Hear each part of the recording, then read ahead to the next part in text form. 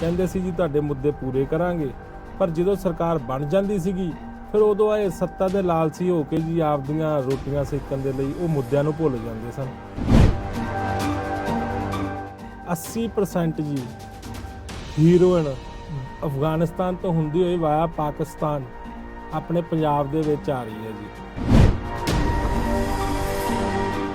ਨਵੀਆਂ ਪਾਰਟੀਆਂ ਕਈ ਉੱਠ ਕੇ ਆ ਰਹੀਆਂ ਜਿਹੜੀਆਂ ਆਪਦੀ ਸੱਤਾ ਦਾ ਲਾਲਚੀ ਦੇ ਲਈ ਪੰਜਾਬ ਦੇ ਭੋਲੇ ਭਾਲੇ ਲੋਕਾਂ ਨੂੰ ਬੜੀਆਂ ਗਰੰਟੀਆਂ ਦੇ ਰਹੀਆਂ, ਬੜੇ ਵਾਅਦੇ ਕਰ ਰਹੀਆਂ। ਸਤਿ ਸ਼੍ਰੀ ਅਕਾਲ ਜੀ, ਅਜੀਤ ਵੈਬ ਟੀਵੀ ਦੇ ਦਰਸ਼ਕਾਂ ਦਾ ਸਵਾਗਤ ਹੈ। ਅੱਜ ਅਸੀਂ ਤੁਹਾਨੂੰ ਵਿਧਾਨ ਸਭਾ ਚੋਣਾਂ ਦੇ ਮੱਦੇਨਜ਼ਰ ਕਰਾਈਆਂ ਜਾ ਰਹੀਆਂ ਮੁਲਾਕਾਤਾਂ ਦੇ ਦੌਰਾਨ ਇੱਕ ਅਜਿਹੀ ਸ਼ਖਸੀਅਤ ਨਾਲ ਮਿਲਾਉਣ ਜਾ ਰਹੇ ਹਨ ਜਿਹੜੇ ਪੰਜਾਬ ਅੰਦਰ ਆਪਣੇ ਬਲਬੂਤੇ ਤੇ ਚੋਣਾਂ ਲੜਨ ਦਾ ਐਲਾਨ ਕਰ ਚੁੱਕੀ ਹੈ। ਉਹ ਹੈ ਮਹੰਤ ਜਸਵੀਰ ਦਾਸ ਜੀ, ਸ਼ਹੀਦ ਫੇਰੂਮਨ ਅਕਾਲੀ ਦਲ ਦੇ ਮੁਖੀ। ਮਹੰਤ ਜੀ, ਤੁਹਾਡਾ ਸਵਾਗਤ ਹੈ ਜੀ। ਆਇਆਂ ਨੂੰ ਤੁਹਾਨੂੰ। ਪਹਿਲਾਂ ਜੀ ਟੀਵੀ ਦੇਖ ਰਹੇ ਸਰੋਤਿਆਂ ਨੂੰ ਮੇਰੀ ਤਰਫ ਤੋਂ ਵਾਹਿਗੁਰੂ ਜੀ ਕਾ ਖਾਲਸਾ ਜੀ, ਵਾਹਿਗੁਰੂ ਜੀ ਕੀ ਫਤਿਹ। ਤੁਸੀਂ ਜਰਾ ਆਪਣੇ ਦਰਸ਼ਕਾਂ ਨੂੰ ਇਹ ਦੱਸੋਗੇ ਕਿ ਤੁਸੀਂ ਇਹ ਜਿਹੜੇ ਚੋਣਾਂ ਲੜਨ ਦਾ ਜਿਹੜਾ ਤੁਹਾਡਾ ਕਾਰਨ ਕੀ ਹੈ, ਜਿਹੜਾ ਤੁਸੀਂ ਐਲਾਨ ਕੀਤਾ? ਇਹ ਅੱਜ ਦਾ ਨਹੀਂ ਜੀ ਸਾਡਾ ਮੁੱਦਾ, ਇਹ ਜਦ ਤੋਂ ਪੰਜਾਬ ਹੋਂਦ ਦੇ ਵਿੱਚ ਆਇਆ ਹੈ ਤਦ ਤੋਂ ਹੀ ਸ਼ਹੀਦ ਦਰਸ਼ਨ ਸਿੰਘ ਫੇਰੂਮਾਨ ਜੀ ਜੋ ਬਚਨਾਂ ਦੇ ਬਲੀ ਕਹਾਉਂਦੇ ਸਨ ਵੀ ਉਹਨਾਂ ਨੇ ਜੋ ਬਚਨ ਕਰਤਾ ਉਹਨੂੰ ਪੂਰਾ ਕਰਦੇ ਸਨ। ਉਹਨਾਂ ਨੇ ਬਚਨ ਕੀਤਾ ਸੀ ਅੰਮ੍ਰਿਤਸਰ ਮਹਾਰਾਜ ਦੀ ਪ੍ਰਕਾਸ਼ ਦੇ ਸਾਹਮਣੇ ਅਰਦਾਸ ਕਰਕੇ ਉਹਨਾਂ ਨੇ ਸਹੁੰ ਖਾਧੀ ਸੀ ਵੀ ਮੈਂ ਪੰਜਾਬੀ ਬੋਲਦੇ ਇਲਾਕੇ ਚੰਡੀਗੜ੍ਹ ਪੰਜਾਬ ਨੂੰ ਮਿਲੇ, SYL ਦਾ ਜੋ ਪੰਜਾਬ ਦਾ ਪਾਣੀ ਆ ਉਹ ਪਹਿਲਾਂ ਪੰਜਾਬ ਨੂੰ ਪੂਰਾ ਕੀਤਾ ਜਾਵੇ, ਪੰਜਾਬ ਦੇ ਨੌਜਵਾਨ ਨੂੰ ਰੋਜ਼ਗਾਰ ਮਿਲੇ। ਉਹਦੇ ਤੇ ਸਹੁੰ ਖਾ ਕੇ ਮਰਨ ਵਰਤ ਰੱਖਿਆ ਸੀ ਜੋ 74 ਦਿਨ ਦਾ ਮਰਨ ਵਰਤ ਹੋ ਗਿਆ ਸੀ, ਤੋਂ ਮਰਨ ਵਰਤ ਦੇ ਉੱਤੇ ਹੀ ਸ਼ਹੀਦ ਹੋ ਗਏ ਸਨ ਜੀ। ਫਿਰ ਉਸ ਤੋਂ ਬਾਅਦ ਮੇਰੇ ਫਾਦਰ ਸਾਹਿਬ ਉਸ ਸਮੇਂ ਜਨਰਲ ਸਕੱਤਰ ਹੁੰਦੇ ਸਨ ਜੀ ਸ਼੍ਰੋਮਣੀ ਅਕਾਲੀ ਦਲ 'ਚ। ਉਹਨਾਂ ਨੇ ਤੇ ਹੋਰ ਕਈ ਬੰਦੇ ਮੋਹਤਵਰ ਸੀਗੇ ਜਿਨ੍ਹਾਂ ਨੇ ਉਹਨਾਂ ਦੀ ਇਹ ਬਲੀਦਾਨ ਨੂੰ ਦੇਖਦੇ ਹੋਏ ਸ਼ਹੀਦ ਫੇਰੂਮਾਨ ਅਕਾਲੀ ਦਲ ਬਣਾਇਆ ਜੀ। ਤੇ ਫਿਰ ਮੇਰੇ ਫਾਦਰ ਸਾਹਿਬ ਨੇ 44 ਦਿਨ ਦਾ ਮਰਨ ਵਰਤ ਰੱਖਿਆ ਉਹਨਾਂ ਮੰਗਾਂ ਦੇ ਉੱਪਰ ਹੀ ਜੋ ਦਰਸ਼ਨ ਸਿੰਘ ਫੇਰੂਮਾਨ ਜੀ ਦੀਆਂ ਮੰਗਾਂ ਸਨ। ਤੇ ਉਸ ਮੰਗਾਂ ਨੂੰ ਅੱਗੇ ਵਧਾਉਂਦੇ ਉਸ ਸਮੇਂ ਦੀਆਂ ਸਰਕਾਰਾਂ ਨੇ ਇਹ ਆਸ਼ਵਾਸਨ ਦਿੱਤਾ ਵੀ ਅਸੀਂ ਤੁਹਾਡੀਆਂ ਮੰਗਾਂ ਮੰਨਾਂਗੇ ਜੀ ਤੇ ਤੁਸੀਂ ਇਹ ਵਰਤ ਖੋਲ ਦਿਓ। 44ਵੇਂ ਦਿਨ ਜਾ ਕੇ ਉਹਨਾਂ ਨੂੰ ਉਸ ਸਮੇਂ ਦੀ ਸਰਕਾਰਾਂ ਦੇ ਜੋ ਮੋਹਤਵਾਰ ਸੀ ਉਹਨਾਂ ਨੇ ਉਹ ਵਰਤ ਖਲਵਾਇਆ ਜੀ, ਪਰ ਉਹ ਬਾਅਦ ਚੋਂ ਆਪਣੇ ਵਾਅਦਿਆਂ ਤੋਂ ਮੁੱਕਰ ਗਏ। ਸਾਡੀ ਜੋ ਰਾਜਨੀਤੀ ਹੈ ਸਾਡੀ ਅੱਜ ਦੀ ਨਹੀਂ ਜੀ, ਸਾਡੀ ਰਾਜਨੀਤੀ ਤਾਂ ਜਦੋਂ ਦੇ ਪੰਜਾਬ ਹੋਂਦ 'ਚ ਆਇਆ ਉਦੋਂ ਤੋਂ ਹੀ ਚੱਲ ਰਹੀ ਆ, ਪਰ ਅਸੀਂ ਕਦੇ ਸੱਤਾ ਦੀ ਲੜਾਈ ਜਾਂ ਵੋਟ ਦੀ ਲੜਾਈ ਨਹੀਂ ਲੜੀ ਸੀਗੀ, ਅਸੀਂ ਮੁੱਦਿਆਂ ਦੀ ਲੜਾਈ ਕਰਦੇ ਸਾਂ। ਪਰ ਅੱਜ ਦਾ ਜੋ ਸਮਾਂ ਆ ਗਿਆ ਨਾ ਜੀ, ਉਹ ਸਮੇਂ ਨੂੰ ਦੇਖਦੇ ਹੋਏ ਹੁਣ ਅਸੀਂ ਇਹ ਵਿਚਾਰ ਕੀਤਾ ਵੀ ਜਿੰਨੀਆਂ ਵੀ ਇਹ ਪਾਰਟੀਆਂ ਸਾਰੀਆਂ ਪਾਰਟੀਆਂ ਪਹਿਲਾਂ ਤਾਂ ਸਾਡੇ ਤੋਂ ਸਪੋਰਟਾਂ ਲੈਂਦੀਆਂ ਰਹੀਆਂ ਤੇ ਸਰਕਾਰਾਂ ਬਣਾਉਂਦੀਆਂ ਰਹੀਆਂ। ਸਰਕਾਰ ਬਣਾਉਣ ਤੱਕ ਤਾਂ ਕਹਿੰਦੇ ਸੀ ਜੀ ਤੁਹਾਡੇ ਮੁੱਦੇ ਪੂਰੇ ਕਰਾਂਗੇ, ਪਰ ਜਦੋਂ ਸਰਕਾਰ ਬਣ ਜਾਂਦੀ ਸੀਗੀ ਫਿਰ ਉਦੋਂ ਇਹ ਸੱਤਾ ਦੇ ਲਾਲਚੀ ਹੋ ਕੇ ਜੀ ਆਪਦੀਆਂ ਰੋਟੀਆਂ ਸੇਕਣ ਦੇ ਲਈ ਉਹ ਮੁੱਦਿਆਂ ਨੂੰ ਭੁੱਲ ਜਾਂਦੇ ਸਨ। ਸਾਡੇ ਜੋ ਮੁੱਦੇ ਆ ਹੁਣ ਇਹ ਕਿਸਾਨ ਅੰਦੋਲਨ ਕਿਉਂ ਉੱਠਿਆ ਜੀ, ਇਹ ਇਸੇ ਕਰਕੇ ਉੱਠਿਆ ਜੇ ਸਰਕਾਰਾਂ ਉਸ ਸਮੇਂ ਦੀਆਂ ਉਹ ਮੁੱਦਿਆਂ ਨੂੰ ਪੂਰੇ ਕਰ ਦਿੰਦੀਆਂ ਤੇ ਕਿਸਾਨ ਅੰਦੋਲਨ ਉੱਠਦਾ ਨਹੀਂ ਸੀ। ਮੈਂ ਵੀ 47 ਦਿਨ ਕਿਸਾਨ ਅੰਦੋਲਨ ਦੇ ਵਿੱਚ ਮਰਨ ਵਰਤ ਰੱਖਿਆ ਜੀ, ਪਰ ਹੁਣ ਅੱਗੇ ਦੇਖਿਆ ਅਸੀਂ ਵੀ ਇਹ ਸਾਨੂੰ ਵੋਟ ਦੀ ਰਾਜਨੀਤੀ ਦੇ ਵਿੱਚ ਆਉਣਾ ਹੀ ਪਏਗਾ ਤਾਂ ਜਾ ਕੇ ਸਾਡੀ ਇਹ ਜੋ ਮੁੱਦੇ ਆ ਇਹ ਪੂਰੇ ਹੋਣਗੇ, ਨਹੀਂ ਤਾਂ ਹੋਰ ਕਿਸੇ ਪਾਰਟੀਆਂ ਨੇ ਮੁੱਦੇ ਪੂਰੇ ਨਹੀਂ ਕਰਨੇ। ਸਾਡੇ ਆਪ ਦੇ ਇੰਡੀਵਿਜੂਅਲ ਕੋਈ ਮੁੱਦੇ ਨਹੀਂ ਜੀ, ਸਾਡੇ ਜੋ ਪੰਜਾਬ ਦੀ ਜਨਤਾ ਦੇ ਤੇ ਪੰਜਾਬ ਦੇ ਲੋਕਾਂ ਦੇ ਮੁੱਦੇ ਆ ਜਿਨ੍ਹਾਂ ਨੂੰ ਅਸੀਂ ਪੂਰਾ ਕਰਨਾ ਜੀ। ਤੇ ਵੀ ਪੰਜਾਬ ਦੇ ਨੌਜਵਾਨ ਨੂੰ ਰੋਜ਼ਗਾਰ ਮਿਲੇ, ਪੰਜਾਬ ਦਾ ਸੂਬੀ ਜੋ ਚੰਡੀਗੜ੍ਹ ਆ ਉਹ ਪੰਜਾਬ ਨੂੰ ਮਿਲੇ, ਪੰਜਾਬੀ ਬੋਲਦੇ ਇਲਾਕੇ ਪੰਜਾਬ ਨੂੰ ਮਿਲਣ, ਚੰਡੀਗੜ੍ਹ ਦਾ ਜੋ ਪੰਜਾਬ ਦਾ ਪਾਣੀ ਹੈ SYL ਦਾ ਉਹ ਪੰਜਾਬ ਨੂੰ ਮਿਲੇ, ਤੇ ਆਪਣਾ ਜੋ ਪੰਜਾਬ ਦੇ ਵਿੱਚ ਨਸ਼ਾ ਆ ਚੁੱਕਿਆ ਉਹਨੂੰ ਰੋਕਿਆ ਜਾਵੇ। ਜੋ ਸਿੰਥੈਟਿਕ ਨਸ਼ਾ ਆ ਰਿਹਾ ਹੈਗਾ ਪਾਕਿਸਤਾਨ ਤੋਂ ਮੈਡੀਕਲ ਨਸ਼ਾ ਆ ਰਿਹਾ ਉਹਨੂੰ ਰੋਕਿਆ ਜਾਵੇ। 80% ਜੀ ਹੀਰੋਇਨ ਅਫਗਾਨਿਸਤਾਨ ਤੋਂ ਹੁੰਦੀ ਹੋਈ ਵਾਇਆ ਪਾਕਿਸਤਾਨ ਆਪਣੇ ਪੰਜਾਬ ਦੇ ਵਿੱਚ ਆ ਰਹੀ ਹੈ ਜੀ। ਇਹਦੇ ਨਾਲ ਨੌਜਵਾਨੀ ਖਤਮ ਹੁੰਦੀ ਜਾ ਰਹੀ ਆ। ਨੌਜਵਾਨ ਤਾਂ ਹੀ ਬਚੇਗਾ ਜੇ ਨਸ਼ਾ ਰੁਕੇਗਾ। ਤੇ ਸਾਡੇ ਇਸੇ ਮੁੱਦਿਆਂ ਦੇ ਉੱਤੇ ਅਸੀਂ ਹੁਣ ਸੋਚਿਆ ਵੀ ਇਹ ਸਭ ਮੁੱਦੇ ਜੋ ਪੂਰੇ ਕਰਨੇ ਆ ਤੇ ਸਾਨੂੰ ਖੁਦ ਇਸ ਰਾਜਨੀਤੀ ਦੇ ਵਿੱਚ ਆਉਣਾ ਪਵੇਗਾ। ਇਸੇ ਲਈ ਅਸੀਂ ਵਿਚਾਰ ਕੀਤਾ ਜੀ ਆਉਣ ਵਾਲੀਆਂ 2022 ਦੀਆਂ ਇਲੈਕਸ਼ਨਾਂ ਜੋ ਉਹਦੇ ਵਿੱਚ ਅਸੀਂ ਇਲੈਕਸ਼ਨਾਂ ਲੜਾਂਗੇ ਜੀ, ਚਾਹੇ ਸਾਡੇ ਜਿੰਨੇ ਵੀ ਕੈਂਡੀਡੇਟ ਜਿੱਤਣ, ਚਾਹੇ ਅਸੀਂ ਇਕੱਲੇ ਸਰਕਾਰ ਬਣਾਈਏ ਚਾਹੇ ਕਿਸੇ ਨਾਲ ਸਪੋਰਟ ਨਾਲ ਬਣਾਈਏ, ਅਸੀਂ ਸਰਕਾਰ ਜੋ ਬਣੇਗੀ ਉਹ ਕੇਵਲ ਤੇ ਕੇਵਲ ਇੱਕ ਮੁੱਦਿਆਂ ਤੇ ਹੀ ਬਣੇਗੀ ਵੀ ਪੰਜਾਬ ਦਾ ਭਲਾ, ਪੰਜਾਬ ਦਾ ਭਲਾ, ਪੰਜਾਬ ਦੀ ਨੌਜਵਾਨੀ ਦਾ ਭਲਾ ਹੋਵੇ, ਪੰਜਾਬ ਦੇ ਕਿਸਾਨ ਦਾ ਭਲਾ ਹੋਵੇ, ਪੰਜਾਬ ਦੇ ਕਿਸਾਨ ਦੀ ਆਮਦਨ ਦੁੱਗਣੀ ਹੋਵੇ। ਬਸ ਇਹ ਮੁੱਦਿਆਂ ਦੇ ਉੱਤੇ ਅਸੀਂ ਲੈ ਕੇ ਚੱਲਣਾ ਸੀ। ਆਪਣੇ ਲਈ ਕੋਈ ਨਹੀਂ ਲੈ ਕੇ ਚੱਲਣਾ ਜੀ। ਸਾਡੇ ਲਈ ਤਾਂ ਪਹਿਲਾਂ ਪੰਜਾਬੀ ਆ, ਫਿਰ ਅਸੀਂ ਆਪਦੇ ਪਰਿਵਾਰ ਕਰਨੀ ਹੈ ਜੀ। ਕਿਉਂਕਿ ਹੁਣ ਚੋਣਾਂ ਜਿਹੜੀਆਂ ਉਹ ਸਿਰ ਤੇ ਹੈ, ਹਾਂਜੀ, ਇਸ ਕਰਕੇ ਮੈਨੂੰ ਨਹੀਂ ਲੱਗਦਾ ਕਿ ਹੁਣ ਚੋਣਾਂ ਦੇ ਵਿੱਚ ਤੁਸੀਂ ਕਿਸੇ ਨਾਲ ਗੱਠਜੋੜ ਕਰ ਸਕੋਗੇ। ਫਿਰ ਇਹਨਾਂ ਹਾਲਾਤਾਂ ਨੂੰ ਦੇਖਦੇ ਹੋ ਤੁਸੀਂ ਕਿੰਨੀਆਂ ਸੀਟਾਂ ਤੇ ਚੋਣ ਲੜੋਗੇ? ਸਾਡੀ ਜੋ 117 ਤੇ ਅਸੀਂ ਸੋਚਿਆ ਹੋਇਆ ਜੀ, ਸਾਡੇ 58 ਕੈਂਡੀਡੇਟ ਹੋ ਚੁੱਕੇ ਨੇ। ਅਸੀਂ ਅੱਗੇ ਵੀ ਜੋ ਰਾਜਨੀਤੀ ਦਲਾਂ ਨੂੰ ਸਪੋਰਟ ਦਿੱਤੀ ਆ ਜੀ, ਜਾਂ ਦਿੰਨੇ ਆ, ਜਾਂ ਪਹਿਲਾਂ ਸੀਗੀ, ਉਹ ਸਾਡੇ ਜੋ ਪਾਰਟੀ ਕੇਡਰ ਆ ਜੀ, ਸਾਡਾ ਪਾਰਟੀ ਕੇਡਰ 17 ਲੱਖ ਬੰਦਾ ਸਾਡੇ ਨਾਲ ਜੁੜਿਆ ਹੋਇਆ ਹੈਗਾ ਇਸ ਸਮੇਂ। ਅਸੀਂ ਪਹਿਲਾਂ ਵੀ ਕਦੇ ਮੀਡੀਆ ਦੇ ਵਿੱਚ ਸਾਡਾ ਕੋਈ ਬੰਦਾ ਆਉਂਦਾ ਨਹੀਂ, ਸਾਡਾ ਵਰਕਰ ਕੋਈ ਨਹੀਂ ਆਉਂਦਾ। ਅਸੀਂ ਤਾਂ ਆਪਦਾ ਇੱਕ ਸੰਗਠਨ ਦੇ ਤੌਰ ਤੇ ਕੰਮ ਕਰਦੇ ਹਾਂ, ਕਿਉਂਕਿ ਸਾਨੂੰ ਅੱਜ ਤੱਕ ਸੱਤਾ ਦੇ ਵਿੱਚ ਆਉਣ ਦੀ ਲੜਾਈ ਲੜਨ ਲਈ ਸਾਨੂੰ ਕੋਈ ਜ਼ਰੂਰੀ ਨਹੀਂ ਸੀ। ਸਾਨੂੰ ਹੁਣ ਮਿਲਿਆ ਏ ਵੀ ਅਸੀਂ ਸੱਤਾ ਦੇ ਵਿੱਚ ਆ ਕੇ ਲੜਨਾ ਪਊਗਾ, ਕਿਉਂਕਿ ਜੋ ਇਦੋਂ ਪਹਿਲਾਂ ਪਾਰਟੀਆਂ ਆਈਆਂ ਉਹਨਾਂ ਨੇ ਕਿਸੇ ਨੇ ਕੁਝ ਵੀ ਨਹੀਂ ਕੀਤਾ। ਨਵੀਆਂ ਪਾਰਟੀਆਂ ਕਈ ਉੱਠ ਕੇ ਆ ਰਹੀਆਂ ਜਿਹੜੀਆਂ ਆਪਦੀ ਸੱਤਾ ਦਾ ਲਾਲਚੀ ਦੇ ਲਈ ਪੰਜਾਬ ਦੇ ਭੋਲੇ ਭਾਲੇ ਲੋਕਾਂ ਨੂੰ ਬੜੀਆਂ ਗਰੰਟੀਆਂ ਦੇ ਰਹੀਆਂ, ਬੜੇ ਵਾਅਦੇ ਕਰ ਰਹੀਆਂ। ਪੰਜਾਬ ਇੱਕ ਖੁਸ਼ਹਾਲ ਸੂਬਾ ਜੀ, ਪੰਜਾਬ ਇੱਕ ਮਿਹਨਤਕਸ਼ ਸੂਬਾ, ਮਿਹਨਤ ਕਰਕੇ ਆਪਦਾ ਖਾਣਾ ਜਾਣਦਾ, ਪਰ ਉਹ ਪਾਰਟੀਆਂ ਸਾਨੂੰ ਇੱਕ ਦਿਹਾੜੀਦਾਰ ਬਣਾਉਣਾ ਚਾਹੁੰਦੀਆਂ। ਅਸੀਂ ਉਹ ਕਦੇ ਬਰਦਾਸ਼ਤ ਨਹੀਂ ਕਰਾਂਗੇ, ਕਿਉਂਕਿ ਪੰਜਾਬ ਹਿੰਦੁਸਤਾਨ ਦੇ 5-6 ਸੂਬਿਆਂ ਨੂੰ ਪਾਲ ਸਕਦਾ। ਪੰਜਾਬ ਦੀ ਹਿੰਦੁਸਤਾਨ ਦੀ ਜਿਹੜੀ ਆਰਮੀ ਆ, ਆਰਮੀ ਦੇ ਵਿੱਚ ਘੱਟੋ ਘੱਟ 60% ਪੰਜਾਬੀ ਆ ਜੀ। ਪੰਜਾਬ ਹੀ ਇੱਕ ਇਹੋ ਜਿਹਾ ਸੂਬਾ ਜਿਹੜਾ ਮਿਹਨਤ ਕਰਕੇ ਅੱਗੇ ਜਾਣਾ ਜਾਣਦਾ। ਜੇ ਉਹਨਾਂ ਨੂੰ ਭਈਆ ਬਣਾ ਦਿੱਤਾ ਗਿਆ ਤੇ ਫਿਰ ਪੰਜਾਬ ਦੀ ਹਿੰਦੁਸਤਾਨ ਦੀ ਕੋਈ ਰੱਖਿਆ ਨਹੀਂ ਕਰ ਸਕੇਗਾ। ਉਸ ਚੀਜ਼ ਨੂੰ ਦੇਖਦੇ ਹੋਏ ਉਹ ਪਾਰਟੀਆਂ ਨੂੰ ਰੋਕਣ ਦੇ ਲਈ, ਤੇ ਜਿਹੜੀਆਂ ਪਾਰਟੀਆਂ ਨੇ ਪਹਿਲਾਂ ਆਪਦੇ ਵਾਅਦੇ ਪੂਰੇ ਨਹੀਂ ਕੀਤੇ ਉਹਨਾਂ ਨੂੰ ਰੋਕਣ ਦੇ ਲਈ ਅਸੀਂ ਇਹ ਕੀਤਾ। ਅਸੀਂ 58 ਪੂਰੇ ਕਰ ਲਏ ਜੀ, 117 ਤੇ ਅਸੀਂ ਲੜਾਂਗੇ। ਜਿਨ੍ਹਾਂ ਮੁੱਦਿਆਂ ਤੇ ਤੁਸੀਂ ਚੋਣ ਲੜਨ ਦਾ ਵਿਚਾਰ ਬਣਾਇਆ ਹੋਇਆ, ਜੇਕਰ ਇਹੀ ਕੋਈ ਮੁੱਦੇ ਜਿਹੜੇ ਹੈਗੇ ਆ ਉਹ ਮੌਜੂਦਾ ਸਿਆਸੀ ਪਾਰਟੀਆਂ ਜਿਹੜੀਆਂ ਚੋਣਾਂ ਦੇ ਵਿੱਚ ਹਿੱਸਾ ਲੈ ਰਹੀਆਂ, ਜੇ ਉਹ ਤੁਹਾਨੂੰ ਵਾਅਦਾ ਕਰਦੀਆਂ ਤੇ ਤੁਸੀਂ ਕਿਸ ਤਰ੍ਹਾਂ ਕਰੋਗੇ? ਨਹੀਂ, ਵਾਅਦੇ ਨਹੀਂ ਅਸੀਂ ਹੁਣ ਦੇਖਾਂਗੇ ਜੀ। ਵਾਅਦੇ ਤਾਂ ਉਹਨਾਂ ਨੇ ਪਹਿਲਾਂ ਵੀ ਕੀਤੇ ਸੀ, ਵਾਅਦੇ ਪਹਿਲਾਂ ਦੀਆਂ ਸਰਕਾਰਾਂ ਨੇ ਵੀ ਕੀਤੇ ਆ।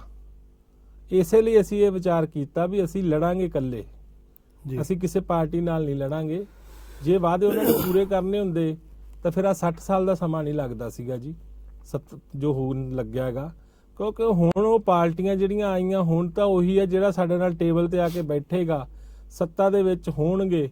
ਜੇ ਅਸੀਂ ਵੀ ਵਿੱਚ ਬਰਾਬਰ ਦੇ ਭਾਗੀਦਾਰ ਹੋਵਾਂਗੇ ਤਾਂ ਅਸੀਂ ਵਾਅਦੇ ਪੂਰੇ ਕਰਾ ਸਕਾਂਗੇ, ਕਿਉਂਕਿ ਇਹਨਾਂ ਦੇ ਵਾਅਦਿਆਂ ਨੂੰ ਤਾਂ ਅਸੀਂ ਪਹਿਲਾਂ ਵੀ ਦੇਖ ਚੁੱਕੇ ਹਾਂ, ਕਹਿੰਦੇ ਆ, ਪਰ ਜਦੋਂ ਤੱਕ ਅਸੀਂ ਸੱਤਾ 'ਚ ਨਹੀਂ ਜਾਵਾਂਗੇ ਉਦੋਂ ਤੱਕ ਇਹ ਵਾਅਦੇ ਪੂਰੇ ਨਹੀਂ ਹੋ ਸਕਦੇ। ਸਿਰਫ ਉਹਨਾਂ ਨੇ ਉਹੀ ਪਿਛਲੀ ਤਰ੍ਹਾਂ ਦਾ ਕਰਨਾਗਾ ਵੀ ਹਾਂਜੀ ਸਪੋਰਟ ਦੇ ਦਿਓ ਜੀ, ਸਰਕਾਰ ਬਣ ਗਈ ਤਾਂ ਫਿਰ ਆਪਦੀ ਮਨਮਰਜ਼ੀਆਂ ਉਹੀ ਕਰਨਗੇ। ਇਸ ਲਈ ਅਸੀਂ ਹੁਣ ਸੱਤਾ ਦੇ ਵਿੱਚ ਜਾ ਕੇ ਪੂਰੇ ਕਰਨੇ ਆ ਜੀ ਵਾਅਦੇ। ਅਸੀਂ ਪੰਜਾਬ ਨੂੰ ਖੁਸ਼ਹਾਲ ਦੇਖਣਾ, ਪੰਜਾਬ ਦੀ ਨੌਜਵਾਨੀ ਨੂੰ ਖੁਸ਼ਹਾਲ ਦੇਖਣਾ, ਪੰਜਾਬ ਦੇ ਕਿਸਾਨ ਨੂੰ ਖੁਸ਼ਹਾਲ ਦੇਖਣਾ ਗਾ। ਇਸ ਲਈ ਅਸੀਂ ਤਾਂ ਲੜਾਂਗੇ ਜੀ ਇਲੈਕਸ਼ਨਾਂ, ਤੇ ਇਕੱਲੇ ਲੜਾਂਗੇ। ਜਿਹੜੀਆਂ ਕਿਸਾਨਬੰਦੀਆਂ ਹੁਣ ਇਹਨਾਂ ਚੋਣਾਂ ਦੇ ਵਿੱਚ ਜਿਹੜਾ ਲੜਨ ਦਾ ਐਲਾਨ ਕਰ ਚੁੱਕੀਆਂ, ਉਹਨਾਂ ਬਾਰੇ ਤੁਸੀਂ ਕੀ ਕਹਿਣਾ ਚਾਹੋਗੇ? ਸਭ ਤੋਂ ਪਹਿਲਾਂ ਜੀ, ਮੇਰੇ ਤੇ ਕਈ ਸੱਜਣ ਪਿਆਰੇ ਆਪਣੇ ਮਿੱਤਰ ਇਸ ਚੀਜ਼ ਤੋਂ ਮੇਰੀ ਤੋਂ ਸਹਿਮਤ ਵੀ ਹੋਣਗੇ, ਕਈ ਮੇਰੇ ਬਾਰੇ ਕੁਝ ਬੋਲਣਗੇ ਵੀ।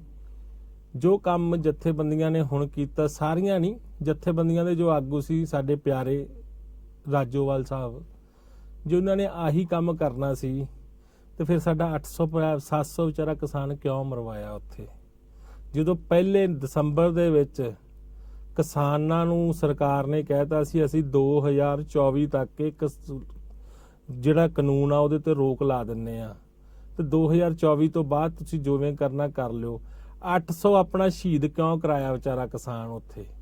ਠੀਕ, ਉਹ ਸ਼ਹੀਦੀ ਜਿਹੜੀ ਹੋਈ ਆ ਉਹਦੇ ਦੋ ਹੀ ਗੁਨਾਹਗਾਰ ਆ ਜੀ। ਸਭ ਤੋਂ ਪਹਿਲਾਂ ਗੁਨਾਹਗਾਰ ਮੋਦੀ ਤੇ ਉਦੋਂ ਬਾਅਦ ਰਾਜੇਵਾਲ। ਜੇ ਰਾਜੇਵਾਲ ਸਾਹਿਬ ਉਦੋਂ ਮੰਨ ਜਾਂਦੇ ਤਾਂ ਆਹੀ ਚੀਜ਼ ਹੋਣੀ ਸੀ।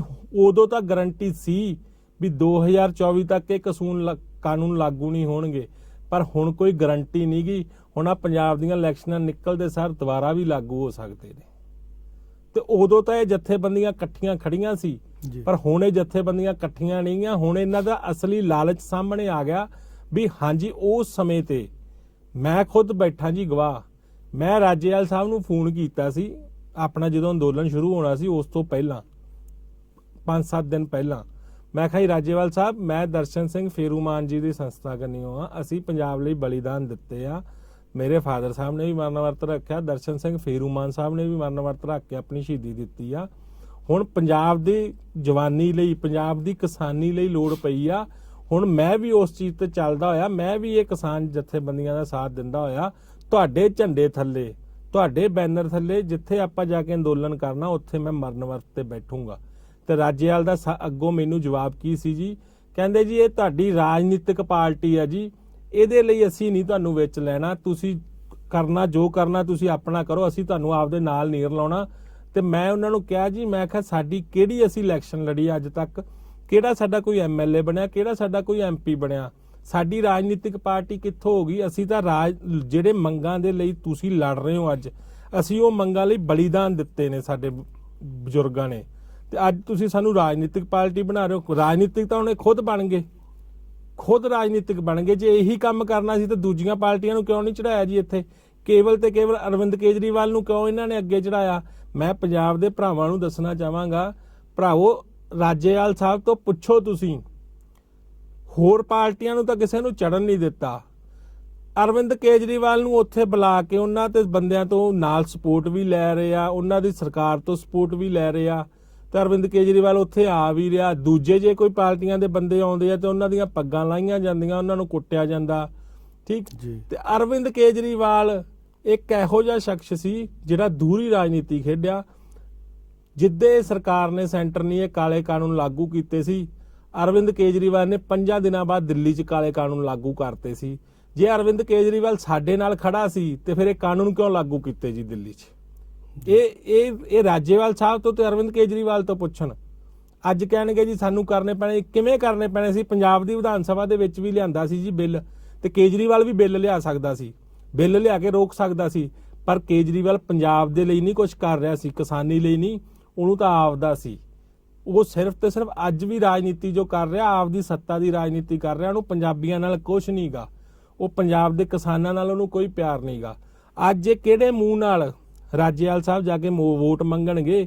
ਵੀ ਉਸ ਸਮੇਂ ਤਾਂ ਰਾਜੇਵਾਲ ਸਾਹਿਬ ਕਹਿੰਦੇ ਸੀ ਜੀ ਮੈਂ ਇੱਥੇ ਰਾਜਨੀਤਿਕ ਪਾਰਟੀਆਂ ਨਹੀਂ ਆਉਣ ਦੇਣੀਆਂ, ਤੇ ਅੱਜ ਉਹ ਕੇਜਰੀਵਾਲ ਨਾਲ ਰਲ ਕੇ ਤੇ ਮੁੱਖ ਮੰਤਰੀ ਚਿਹਰਾ ਬਣ ਕੇ ਤੇ ਉੱਥੇ ਜਾ ਕੇ ਵੋਟਾਂ ਮੰਗ ਰਹੇ ਨੇ। ਇਹਦਾ ਮਤਲਬ ਜੋ ਸਾਨੂੰ ਟਕੈਤ ਸਾਹਿਬ ਨੇ ਕਿਹਾ ਤੇ ਇਹਦੇ ਨਾਲ ਦੂਜੇ ਜਿਹੜੀਆਂ ਜਥੇਬੰਦੀਆਂ 10 ਲੱਗ ਹੋਈਆਂ, ਇਹਦੇ ਨਾਲ ਤਾਂ ਉਹੀ ਜਥੇਬੰਦੀਆਂ ਸੱਚੀਆਂ ਜਿਹੜੀਆਂ ਕਿਸਾਨਾਂ ਨਾਲ ਖੜੀਆਂ ਤਾਂ ਹੈ ਨਾ। ਅਸੀਂ ਕੋਈ ਕਿਸਾਨਾਂ ਦੇ ਨਾਲ ਸਪੋਰਟ ਕਰ ਰਹੇ ਸੀ, ਸਾਡੀ ਕਿਸਾਨ ਜਥੇਬੰਦੀ ਨਹੀਂ ਸੀ ਜੀ। ਅਸੀਂ ਖੁਦ ਕਿਸਾਨ ਆ, ਉਸ ਨਾਤੇ ਅਸੀਂ ਕਿਸਾਨਾਂ ਨੂੰ, ਭਰਾਵਾਂ ਨੂੰ ਸਪੋਰਟ ਦੇ ਰਹੇ ਸੀ। ਮੈਂ ਮਰਨ ਵਰਤ ਤੇ ਬੈਠਾ ਸੀ, ਮੈਂ ਜਾ ਕੇ ਬੈਠਾ ਵੀ ਜੀ ਉੱਥੇ, ਸਟੇਜ ਤੋਂ ਅਨਾਉਂਸ ਕੀਤਾ। ਮੇਰੇ ਕੋਲੇ ਸਾਰੇ ਜਥੇਬੰਦੀਆਂ ਦੇ ਲੀਡਰ ਸਾਹਿਬਾਨ ਪਹੁੰਚੇ, ਮੇਰੇ ਕੋਲ ਹਰੇਕ ਜਥੇਬੰਦੀਆਂ ਦੇ ਜਿਹੜੇ ਮੇਨ ਆਗੂ ਸੀ ਉਹ ਉੱਥੇ ਮੇਰੇ ਨਾਲ ਸਪੋਰਟ ਦੇਣ ਆਏ। ਰਾਜੇਵਾਲ ਸਾਹਿਬ ਮੇਰੇ ਅੱਗੋਂ ਦੀ ਟੱਪ ਜਾਂਦੇ ਸੀਗੇ, ਮੇਰੇ ਕੋਲੇ ਨਹੀਂ ਆਉਂਦੇ। ਸਿਰਫ ਇੱਕ ਹੀ ਕਾਰਨ ਸੀ, ਉਹ ਕਾਰਨ ਇਹ ਸੀ ਜੋ ਹੁਣ ਸਾਹਮਣੇ ਆ ਰਿਹਾ, ਵੀ ਜੇ ਕਿਤੇ ਰਾਜੇਵਾਲ ਸਾਹਿਬ ਉਦੋਂ ਮੇਰੇ ਅੱਗੇ ਉੱਥੇ ਮੈਨੂੰ ਸਪੋਰਟ ਦੇਣ ਆ ਜਾਂਦੇ ਤੇ ਰਾਜੇਵਾਲ ਸਾਹਿਬ ਨੂੰ ਇਹ ਸੀ ਵੀ ਕੱਲ ਨੂੰ ਮੈਂ ਹੀਰੋ ਨਹੀਂ ਰਹੂਗਾ, ਇਹ ਹੀਰੋ ਬਣ ਜਾਊਗਾ, ਕਿਉਂਕਿ ਮੈਨੂੰ ਹੀਰੋ ਬਣਨ ਦੀ ਉੱਥੇ ਕੋਈ ਲੋੜ ਨਹੀਂ ਸੀ ਜੀ। ਮੈਨੂੰ ਤਾਂ ਸਿਰਫ ਪੰਜਾਬ ਦੇ ਕਿਸਾਨੀਆਂ ਦੇ ਜੋ ਮੁੱਦੇ ਸੀ ਉਹਨੂੰ ਵਾਪਸ ਕਰਾਉਣਾ ਸੀ ਮੈਂ, ਪਰ ਰਾਜੇਵਾਲ ਸਾਹਿਬ ਨੇ ਆਪ ਦਾ ਦੇਖਦੇ ਹੋਏ ਕੀਤਾ। ਹੁਣ ਰਾਜੇਵਾਲ ਸਾਹਿਬ ਨੂੰ ਇਹ ਪੁੱਛਿਆ ਜਾਵੇ ਜੀ, ਸੈਂਟਰ ਰਿਜ਼ਰਵ ਬੈਂਕ ਦਾ ਇਹ ਹੈਗਾਗਾ ਜੋ ਮੈਂ ਦੱਸ ਰਿਹਾ, ਰਿਜ਼ਰਵ ਬੈਂਕ ਕੰਨੀਓ 385 ਕਰੋੜ ਰੁਪਏ ਦਾ ਆਇਆ ਜੀ। ਟੋਟਲ ਜੋ ਕੋਸਟ ਦੱਸ ਰਿਹਾ ਵੀ ਕਿਸਾਨ ਅੰਦੋਲਨ ਦੇ ਵਿੱਚ ਟੋਟਲ ਜੋ ਫੰਡ ਆਇਆ ਉਹ 700 ਕਰੋੜ ਰੁਪਇਆ ਦੱਸਿਆ ਜਾ ਰਿਹਾ ਹੈਗਾ ਵੀ 700 ਕਰੋੜ ਰੁਪਇਆ ਕਿਸਾਨੀ ਅੰਦੋਲਨ ਦੇ ਵਿੱਚ ਫੰਡ ਆਇਆ NRI ਭਰਾਵਾਂ ਕੰਨੀਓ, ਵੈਸਟਰਨ ਯੂਨੀਅਨ ਦੇ ਥਰੂ, ਮਨੀ ਯੂਨੀਅਨ ਦੇ ਥਰੂ, ਤੇ ਕਈ NRI ਭਰਾਵਾਂ ਨੇ ਆ ਕੇ ਇੱਥੇ ਦਿੱਤਾ। ਉਸ ਤੋਂ ਬਾਅਦ ਆਪਣੇ ਪੰਜਾਬ ਦੇ ਪਿੰਡਾਂ ਚੋਂ ਵੀ ਇਕੱਠੇ ਹੋ ਕੇ ਪੈਸੇ ਗਏ। ਜਿਹੜਾ ਸੰਯੁਕਤ ਕਿਸਾਨ ਮੋਰਚਾ ਸੀ ਉਹਦੀ ਸਾਰੀ ਦੇਖ ਰੇਖ ਰਾਜੇਵਾਲ ਸਾਹਿਬ ਦੇ ਹੱਥ 'ਚ ਸੀ। 1 ਰੁਪਿਆ ਵੀ ਉੱਥੇ ਸਟੇਜ ਤੱਕ ਦਾ ਵੀ ਜੋ ਖਰਚਾ ਸੀ ਨਾ ਜੀ, ਉਹ ਵੀ ਤੁਹਾਡੇ ਮੇਰੇ ਵਰਗੇ ਸੱਜਣਾ ਨੇ ਚੱਕਿਆ ਹੋਇਆ ਸੀ। ਮਾਈਕ ਤੱਕ ਦਾ ਖਰਚਾ ਵੀ ਦਿੱਲੀ ਦੇ ਸਾਡੇ ਪਰਿਵਾਰ ਸੀ, ਉਹਨਾਂ ਨੇ ਚੱਕਿਆ ਸੀ। ਦਿੱਲੀ ਦਾ ਖਰਚਾ ਮਾਈਕ ਦਾ ਵੀ ਉਹ ਦਿੰਦੇ ਸੀ। 1 ਰੁਪਿਆ ਵੀ ਸੰਯੁਕਤ ਕਿਸਾਨ ਮੋਰਚੇ ਕੰਨੀਓ ਨਹੀਂ ਲੱਗਿਆ। ਉਹ 700 ਕਰੋੜ ਰੁਪਿਆ ਕਿੱਥੇ ਆ? ਕੀ ਉਹ 700 ਕਰੋੜ ਰੁਪਿਆ ਇਲੈਕਸ਼ਨ ਲਈ ਰੱਖਿਆ ਸੀ? ਹੁਣ ਇਲੈਕਸ਼ਨਾਂ 'ਚ ਖਰਚ ਹੋਊਗਾ। ਉਹ 700 ਕਰੋੜ ਰੁਪਏ ਦਾ ਸਾਡੇ ਕਿਸਾਨ ਭਰਾਵਾਂ ਨੂੰ ਹਿਸਾਬ ਦੇਣ ਰਾਜੇਵਾਲ ਸਾਹਿਬ। ਕਿਸਾਨ ਭਰਾ ਵੀ ਹਿਸਾਬ ਮੰਗਣ। ਮੇਰੀ ਚਾਹੇ ਤੁਹਾਨੂੰ ਗੱਲ ਭਰਾਵੋ ਬੁਰੀ ਲੱਗਦੀ ਹੋਵੇ, ਪਰ ਇਹ ਸੱਚਾ ਸੱਚ ਕਹੂੰਗਾ। ਇਹ ਉਹਨਾਂ ਤੋਂ ਹਿਸਾਬ ਮੰਗੋ ਵੀ ਉਹ ਪੈਸੇ ਕਿੱਥੇ ਗਏ ਆ। ਤੁਹਾਡੇ ਨਾਂ ਤੇ ਇਕੱਠੇ ਹੋਏ ਸੀ ਉਹ ਪੈਸੇ, ਰਾਜੇਵਾਲ ਸਾਹਿਬ ਦੇ ਨਾਂ ਤੇ ਨਹੀਂ ਹੋਏ ਸੀ, ਉਹ ਤੁਹਾਡੇ ਨਾਂ ਦੇ ਪੈਸੇ ਸੀਗੇ। ਅਸੀਂ ਆਪਦੇ ਕੋਲੋਂ ਖਰਚ ਕਰਕੇ ਲਾਏ ਸਾਰੇ ਉੱਥੇ, ਪਰ ਰਾਜੇਵਾਲ ਸਾਹਿਬ ਨੇ ਜੋ ਉੱਥੇ ਕੀਤਾ ਉਹ 1 ਰੁਪਿਆ ਨਹੀਂ ਉਹਨਾਂ ਨੇ ਲਾਇਆ, ਉਹਨਾਂ ਨੇ ਈਵਨ ਕਿ ਇਕੱਠੇ ਕੀਤੇ। ਉਹ ਪੈਸੇ ਪੁੱਛੋ ਕਿੱਥੇ ਆ? ਜੀ ਇਹਨਾਂ ਨੂੰ ਪੁੱਛਣਾ ਚਾਹੀਦਾ, ਫਿਰ ਲੋਕਾਂ ਨੂੰ ਪਤਾ ਲੱਗੂ ਵੀ ਅਸਲੀ ਕਿਸਾਨਾਂ ਦੇ ਨਾਲ ਖੜਾ ਤੇ ਖੜਾ ਕੌਣ ਆ। ਰਾਜੇਵਾਲ ਸਾਹਿਬ ਅੱਜ ਤੋਂ ਪਹਿਲਾਂ ਬਿਲਕੁਲ ਸਹੀ ਸੀ, ਮੈਂ ਮੰਨਦਾ, ਪਰ ਜਿਹੜਾ ਰਾਜੇਵਾਲ ਸਾਹਿਬ ਨੇ ਆਹ ਚੀਜ਼ ਦਾ ਘੋਸ਼ਣਾ ਕੀਤੀ ਨਾ ਵੀ ਮੈਂ ਇਲੈਕਸ਼ਨਾਂ ਲੜੂੰਗਾ ਤੇ ਮੁੱਖ ਮੰਤਰੀ ਦਾ ਚਿਹਰਾ ਬਣੂੰਗਾ, ਰਾਜੇਵਾਲ ਸਾਹਿਬ ਨੇ ਆਪਦੀ ਬਿਲਕੁਲ ਪੰਜਾਬ ਦੇ ਲੋਕਾਂ ਦੇ ਵਿੱਚ ਆਪਦੀ ਇੱਜ਼ਤ ਗਵਾ ਲਈ ਆ। ਇੱਕ ਵੀ ਸੀਟ ਨਹੀਂ ਜਿੱਤਣਗੇ, ਜੇ ਜਿੱਤਣਗੇ ਤਾਂ ਸੰਯੁਕਤ ਕਿਸਾਨ ਮੋਰਚੇ ਕੰਨਿਓ ਵੀ ਇਹਨਾਂ ਦਾ ਬਾਈਕਾਟ ਹੋਊਗਾ। ਹਜੇ ਵੀ ਮੈਂ ਇਹਨਾਂ ਨੂੰ ਕਹੂੰਗਾ ਵੀ ਹਜੇ ਵੀ ਪਿੱਛੇ ਹਟ ਜਾਓ, ਤੁਸੀਂ ਕਿਸਾਨਾਂ ਦੇ ਨਾਲ ਅੰਦੋਲਨ ਆ ਤੁਹਾਡਾ, ਕਿਸਾਨ ਜਥੇਬੰਦੀਆਂ ਹੋਣੀਆਂ ਤੇ ਕਿਸਾਨਾਂ ਨਾਲ ਖੜੋ, ਰਾਜਨੀਤੀਆਂ ਕਰੋਗੇ ਤਾਂ ਸਭ ਦੇ ਮੂੰਹ ਤੋਂ ਲੱਥੋਗੇ ਤੁਸੀਂ। ਅੱਛਾ, ਤੁਸੀਂ ਇੱਕ ਥੋੜਾ ਦਰਸ਼ਕਾਂ ਨੂੰ ਦੱਸੋਗੇ ਕਿ ਪੰਜਾਬ ਦੇ ਵਿੱਚ ਜਿਹੜਾ ਹੈ ਮੌਜੂਦਾ ਸਰਕਾਰ ਹੈ, ਕਾਂਗਰਸ ਸਰਕਾਰ, ਹਾਂਜੀ, ਅਤੇ ਕੇਂਦਰ ਸਰਕਾਰ ਹੈ, ਇਹਨਾਂ ਦੀ ਕਾਰਗੁਜ਼ਾਰੀ ਕਿਸ ਤਰ੍ਹਾਂ ਦੀ ਹੈ ਇਸ ਵੇਲੇ? ਕੇਂਦਰ ਸਰਕਾਰ ਦੀ ਤਾਂ ਤੁਹਾਨੂੰ ਦੱਸ ਹੀ ਰਿਹਾ ਜੀ, ਕੇਂਦਰ ਦੀ ਤਾਂ ਆਪਾਂ ਨੂੰ ਦੇਖ ਹੀ ਰਹੀ ਹੈ। ਜੇ ਕੇਂਦਰ ਸਾਡੇ ਨਾਲ ਖੜੀ ਹੁੰਦੀ ਤਾਂ ਸਾਨੂੰ ਉੱਥੇ ਜਾ ਕੇ ਸਾਲ ਬਹਿਣਾ ਕਿਉਂ ਪੈਂਦਾ। ਕੇਂਦਰ ਹੁਣ ਜ਼ਰੂਰ ਇੱਕ ਆ ਕੇ ਕਰੇਗੀ। ਮੈਂ ਅੱਜ ਸੁਣਿਆ ਵੀ ਮੋਦੀ ਸਾਹਿਬ ਆ ਰਹੇ ਨੇ, ਜੇ ਮੋਦੀ ਸਾਹਿਬ ਆ ਰਹੇ ਸੀਗੇ ਤੇ ਆਪਣੇ ਕਿਸਾਨ ਭਰਾਵਾਂ ਨੇ ਉੱਥੇ ਅੰਦੋਲਨ ਕੀਤਾ, ਜਿਹੜੇ ਉੱਥੇ ਉਹਨਾਂ ਨੇ ਰਸਤਾ ਰੋਕਿਆ ਉਹ ਵੀ ਮੈਂ ਸਮਝਦਾ ਜੋ ਉਹ ਕਿਸਾਨ ਭਰਾਵਾਂ ਨੇ ਨਹੀਂ ਰੋਕਿਆ, ਉਹ ਅਰਵਿੰਦ ਕੇਜਰੀਵਾਲ ਦੀ ਪਾਰਟੀ ਦੇ ਕੁਝ ਬੰਦੇ ਤੇ ਕੁਝ ਜਿਹੜੇ ਇਲੈਕਸ਼ਨਾਂ ਲੜਨ ਜਾ ਰਹੇ ਨੇ ਉਹਨਾਂ ਦੇ ਬੰਦਿਆਂ ਨੇ ਰਸਤਾ ਰੋਕਿਆ, ਸਿਰਫ ਤੇ ਸਿਰਫ ਵੀ ਮੋਦੀ ਉੱਥੇ ਕੋਈ ਘੋਸ਼ਣਾ ਨਾ ਕਰ ਜੇ। ਮੈਨੂੰ ਇਹ ਮੈਂ ਆਪਣੇ ਕੰਨਿਓ ਇਹ ਕਹੂੰਗਾ ਵੀ ਮੋਦੀ ਨੂੰ ਅੱਜ ਦੇਖਣਾ ਸੀ ਆਪਾਂ ਵੀ ਉੱਥੇ ਘੋਸ਼ਣਾ ਕੀ ਕਰਦਾ। ਜੇ ਉਹ ਘੋਸ਼ਣਾ ਕਰਕੇ ਜਾਂਦਾ ਤੇ ਕਿਸਾਨਾਂ ਦੇ ਪੱਖੀ ਸ਼ਾਇਦ ਮੈਂ ਜੇ ਸੋਚ ਰਿਹਾ ਸ਼ਾਇਦ ਉਹ ਕਰਕੇ ਜਾਂਦਾ ਵੀ ਕਿਸਾਨਾਂ ਦਾ ਕਰਜ਼ਾ, ਮੈਂ ਆਪਣੇ ਤਰਫ ਤੋਂ ਪਹਿਲਾਂ ਵੀ ਮੰਗ ਰੱਖੀ ਸੀ ਵੀ 5 ਤਰੀਕ ਨੂੰ ਮੋਦੀ ਆਵੇ ਤਾਂ ਕਿਸਾਨਾਂ ਦਾ ਕਰਜ਼ਾ ਮਾਫ ਕਰਕੇ ਜਾਵੇ, ਪਰ ਇਹ ਚੀਜ਼ ਉਹਨਾਂ ਨੇ ਸੁਣਨ ਤੱਕ ਵੀ ਨਹੀਂ ਦਿੱਤੀ ਉਹਦੀ। ਪਰ ਹੁਣ ਉਹ ਆਪਣੇ ਤੇ ਇਲਜ਼ਾਮ ਸਿੱਟਣਗੇ ਵੀ ਉੱਥੋਂ ਦੇ ਕਿਸਾਨਾਂ ਨੇ ਇਹ ਕੀਤਾ, ਜੋ ਕਿ ਇਹਦੇ 'ਚ ਗਲਤੀ ਉਹਨਾਂ ਜਥੇਬੰਦੀਆਂ ਦੀਆਂ ਜਿਹੜੀਆਂ ਇਲੈਕਸ਼ਨਾਂ ਲੜਨ ਜਾ ਰਹੀਆਂ ਉਹਨਾਂ ਨੇ ਰਸਤਾ ਰੋਕਿਆ, ਤੇ ਨਾਲ ਆਮ ਆਦਮੀ ਪਾਰਟੀ ਦੀ ਪਹਿਲਾਂ ਹੀ ਨਹੀਂ ਰਹੀ ਬੀਜੇਪੀ ਤਾਂ ਪੰਜਾਬ ਦੇ ਨਾਲ ਤੇ ਹੁਣ ਵੀ ਨਹੀਂ ਗਈ। ਰਹੀ ਗੱਲ ਕਾਂਗਰਸ ਦੀ, ਕਾਂਗਰਸ ਦੇ ਵਿੱਚ ਉੜਦੇ ਪੰਛੀ ਆਏ ਆ ਜੀ ਕੁਝ, ਜਿਹੜੇ ਬੜੀਆਂ ਗੱਲਾਂ ਬੋਲ ਰਹੇ ਨੇ ਵੀ ਮੈਂ ਐ ਕਰ ਦੂੰ, ਮੈਂ 5000 ਰੁਪਇਆ ਦੇ ਦੂੰ, ਮੈਂ 10000 ਰੁਪਇਆ ਦੇ ਦੂੰ। ਬੱਚਿਆਂ ਨੂੰ 5000 ਰੁਪਇਆ ਨਹੀਂ ਚਾਹੀਦਾ, ਬੱਚਿਆਂ ਨੂੰ 10000 ਰੁਪਇਆ ਨਹੀਂ ਚਾਹੀਦਾ, ਬੱਚਿਆਂ ਨੂੰ ਸਿਰਫ ਤੇ ਸਿਰਫ ਸਿੱਖਿਆ ਚਾਹੀਦੀ ਆ। ਤੁਸੀਂ ਸਿੱਖਿਆ ਦਾ ਪੱਧਰ ਸਹੀ ਕਰੋ, ਜੇ ਸਿੱਖਿਆ ਦਾ ਪੱਧਰ ਸਹੀ ਹੈ ਨਾ ਤੇ ਸਭ ਕੁਝ ਸਹੀ ਆ।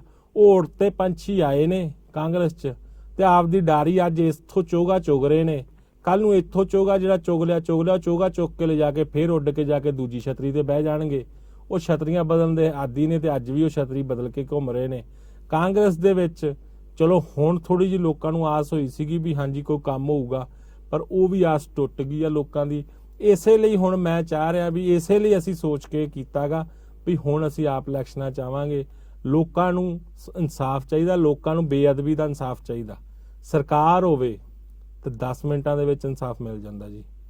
ਲੋਕਾਂ ਨੂੰ ਜਿਹੜੇ ਕਰਜ਼ੇ ਆ ਕਰਜ਼ੇ ਮਾਫੀ ਚਾਹੀਦੀ ਆ, ਸਰਕਾਰ ਹੋਵੇ ਤਾਂ 10 ਮਿੰਟਾਂ 'ਚ ਸਰਕਾਰ ਕਰਜ਼ਾ ਮਾਫੀ ਕਰ ਸਕਦੀ ਆ, ਪਰ ਅੱਜ ਤੱਕ ਇਹਨਾਂ ਨੇ ਇਸ ਚੀਜ਼ ਪਾਸੇ ਨਹੀਂ ਸੋਚਿਆ। ਇਹ ਸਿਰਫ ਆਪਦੀ ਰਾਜਨੀਤੀਆਂ ਕਰਦੇ ਰਹੇ ਨੇ। ਇਹ ਕੋਈ ਵੀ ਪਾਰਟੀਆਂ ਇਸ ਪਾਸੇ ਸੋਚ ਨਹੀਂ ਰਹੀਆਂ। ਸਾਡਾ ਹੁਣ ਜਿਹੜਾ ਅੱਗੇ ਅਸੀਂ ਇਲੈਕਸ਼ਨ ਲੜਾਂਗੇ, ਸਾਡਾ ਉਹਨੂੰ ਹੀ ਸਪੋਰਟ ਹੋਏਗੀ ਜਿਹੜੇ ਮੁੱਦੇ ਪੂਰੇ ਕਰਨਗੇ। ਉਹਦੇ ਵਿੱਚ ਕੋਈ ਵੀ ਹੋ ਸਕਦਾਗਾ, ਇਹ ਨਹੀਂ ਵੀ ਕਾਂਗਰਸ ਹੋਵੇ ਜਾਂ ਅਕਾਲੀ ਹੋਣ ਜਾਂ ਬੀਜੇਪੀ ਹੋਵੇ, ਇਹ ਨਹੀਂ। ਜਿਹੜਾ ਸਾਡੇ ਮੁੱਦਿਆਂ ਦੇ ਨਾਲ ਚੱਲੂਗਾ ਅਸੀਂ ਉਹਦੇ ਨਾਲ ਖੜਾਂਗੇ ਤੇ ਮੁੱਦੇ ਅਸੀਂ ਪੂਰੇ ਕਰਾਵਾਂਗੇ। ਹੁਣ ਬੇਅਦਬੀ ਦਾ ਇਨਸਾਫ ਵੀ ਕਰਾਵਾਂਗੇ, ਕਿਸਾਨੀ ਦੇ ਕਰਜ਼ੇ ਵੀ ਮਾਫ ਕਰਾਵਾਂਗੇ, ਹਰ ਬੱਚੇ ਦੀ ਐਜੂਕੇਸ਼ਨ ਫ੍ਰੀ ਕਰਾਵਾਂਗੇ, ਪ੍ਰਾਈਵੇਟ ਸਕੂਲ ਹੋਵੇ ਚਾਹੇ ਸਰਕਾਰੀ ਸਕੂਲ ਹੋਵੇ, ਹਰ ਹੈਲਥ ਸਿਸਟਮ ਸਹੀ ਕਰਾਵਾਂਗੇ ਤੇ ਮਾਤਾਵਾਂ ਭੈਣਾਂ ਦੇ ਲਈ ਸੁਰੱਖਿਆ ਸਹੀ ਹੋਏਗੀ। ਹਰ ਮਾਤਾ ਨੂੰ ਬਜ਼ੁਰਗ ਨੂੰ ਪੈਨਸ਼ਨ ਸਿਸਟਮ ਹੋਏਗਾ, ਤੇ ਨਾਲ ਅਸੀਂ ਜਿਹੜੀ ਸਾਡੀ ਭੈਣ ਦੀ ਸ਼ਾਦੀ ਹੋਣ ਵਾਲੀ ਹੈ ਉਹਦੇ ਲਈ ਅਸੀਂ 1,11,000 ਰੁਪਇਆ ਸਗਨ ਸਕੀਮ ਕਰਾਂਗੇ। ਇਹ ਸਾਰੇ ਮੁੱਦੇ ਆ ਜੋ ਅਸੀਂ ਇਹਨੂੰ ਸਹੀ ਤਰੀਕੇ ਨਾਲ ਲੈ ਕੇ ਚੱਲਾਂਗੇ।